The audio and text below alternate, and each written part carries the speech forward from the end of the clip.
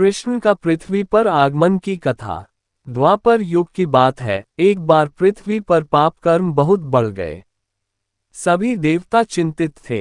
अपनी समस्या लेकर वे भगवान विष्णु के पास गए। भगवान विष्णु ने उनकी बात सुनकर उन्हें आश्वस्त करते हुए कहा, चिंता न करें, मैं नर अवतार लेकर पृथ्वी पर आऊंगा और इसे पापों से मुक्ति प्रदान करूंगा।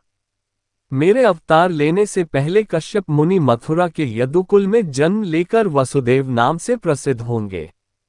उनकी दूसरी पत्नी के गर्भ से मेरी सवारी शेषनाग बलराम के रूप में उत्पन्न होंगे और उनकी पहली पत्नी देवकी के गर्भ से मैं कृष्ण के रूप में जन्म लूंगा। कुरुक्षेत्र के मैदान में मैं पापी क्षत्रियों का संहार कर पृथ्वी को पापों से भारमुक्त करूंगा। वह समय भी जल्द ही आ गया। मथुरा में ययाति वंश के राजा उग्रसेन का राज था। राजा उग्रसेन के पुत्रों में सबसे बड़ा पुत्र कंस था। देवकी का जन्म उन्हीं के यहाँ हुआ। इस तरह देवकी का जन्म कंस की चचेरी बहन के रूप में हुआ।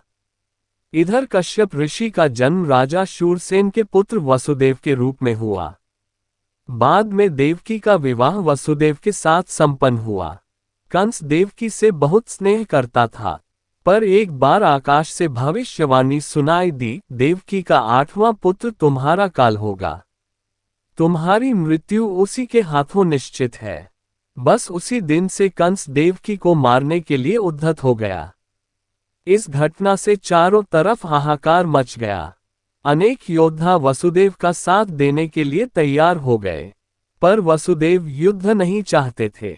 उन्होंने कंस को भरोसा दिलाया कि देवकी के किसी बच्चे के जन्म लेते ही मैं उसे तुम्हें सौंप दूंगा।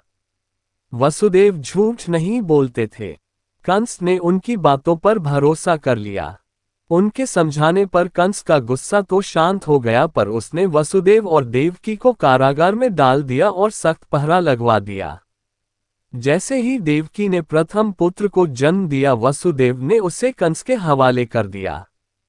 कंस ने उसे चट्टान पर पटक कर मार डाला। इस तरह उसने देवकी के 6 पुत्रों को मार दिया। देवकी के 7वीं बार गर्भवती होने पर शेषनाग अपने अंश से उसके गर्भ में पधारे। इसी भगवान की वीडियो देखने के लिए सब्सक्राइब करें चैनल को और बेल आइकॉन दबाएं।